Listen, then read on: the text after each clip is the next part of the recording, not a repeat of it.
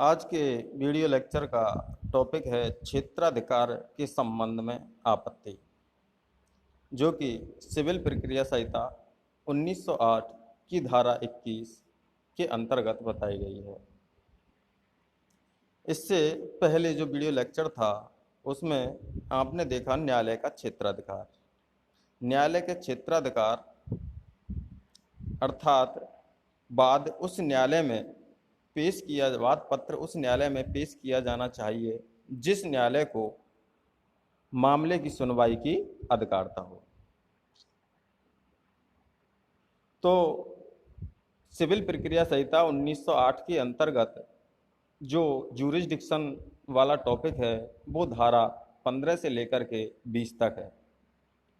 उसमें वाद पत्र उस न्यायालय के समक्ष पेश किया जाना चाहिए जहां पर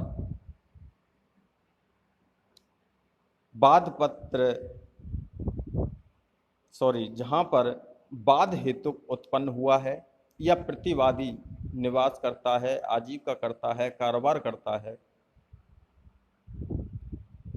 तो उस क्षेत्राधिकार के संबंध में कोई भी आपत्ति होती है तो वो उसके संबंध में सिविल प्रक्रिया संहिता 1908 में क्या क्या प्रावधान बताए गए हैं इस वीडियो लेक्चर में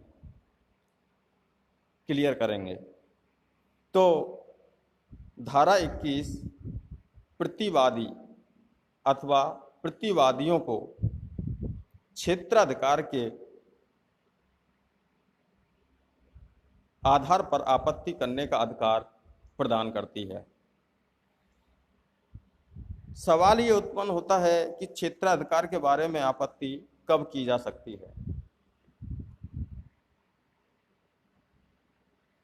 प्रतिवादी के द्वारा क्षेत्राधिकार के आधार पर आपत्ति जहां तक हो सके प्रथम उपलब्ध अवसर पर, कब?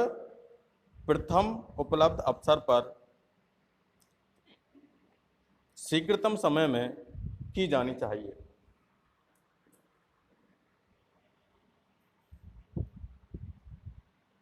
अब सवाल ये उत्पन्न होता है कि प्रथम उपलब्ध अवसर का मतलब क्या है। तो प्रथम उपलब्ध अवसर का मतलब होता है कि प्रतिवादी के द्वारा जब अपना जवाब दावा पेश किया जाता है,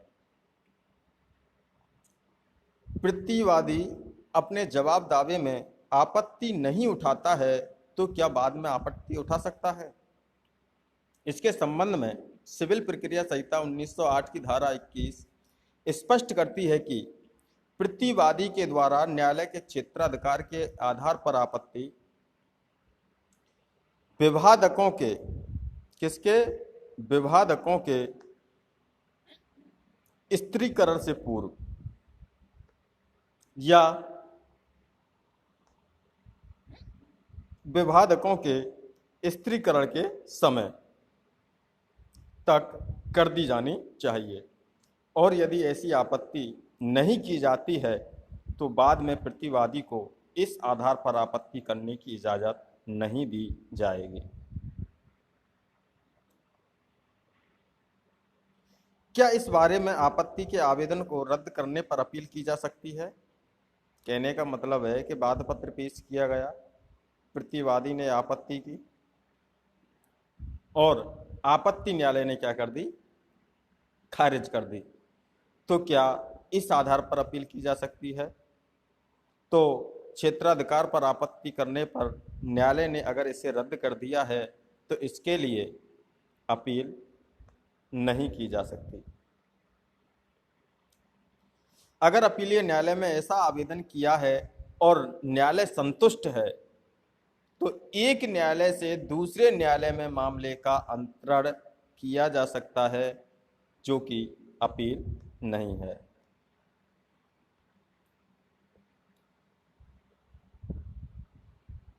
जब किसी निर्णय, आदेश, डिग्री के विरुद्ध अपील की जाती है तो क्या ऐसी अपील में क्षेत्राधिकार के आधार पर चुनौती दी जा सकती है?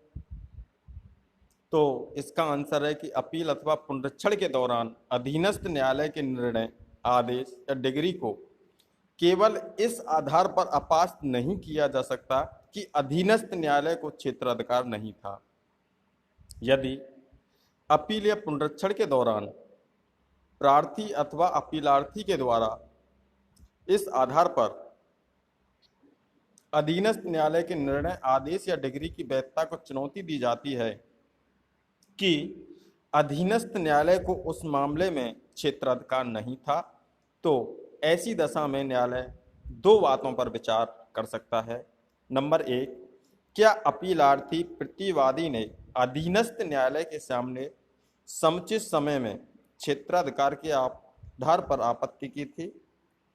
दूसरा है कि यदि ऐसी आपत्ति अपीलीय न्यायालय के समक्ष किए जाने पर अपीलीय न्यायालय संतुष्ट होता है कि क्षेत्राधिकार की गलती के कारण वास्तव में प्रार्थी के साथ अन्याय हुआ है। क्या हुआ है? अन्याय हुआ है। केवल तभी अधीनस्थ न्यायालय के निर्णय या आदेश को अपास्त किया जा सकता है, अन्यथा नहीं। धारा 21 में विहित समय के भीतर क्षेत्राधिकार के आधार पर आपत्ति की हो जिसे अधीनस्थ न्यायालय के द्वारा स्वीकार नहीं किया गया हो, तो प्रतिवादी ऐसे आदेश के विरुद्ध अपील तो नहीं कर सकता, लेकिन पुनरीक्षण का आवेदन कर सकता है और पुनरीक्षण न्यायालय जैसा ठीक समझे वैसा आदेश दे सकता है। सिविल प्रक्रिया संहिता 1908 की धारा 21 के उपबंधों के अलावा यदि क्षेत्राधिकार की बात को लेकर प्रतिवादी संतुष्ट न हो तो वह मामले का अंतरण कराने के लिए क्या कर सकता है? कार्रवाई कर सकता है, अर्थात जिला न्यायालय या उच्च न्यायालय को उस मामले का अंतरण कराने के लिए आवेदन कर सकता है। Thank you.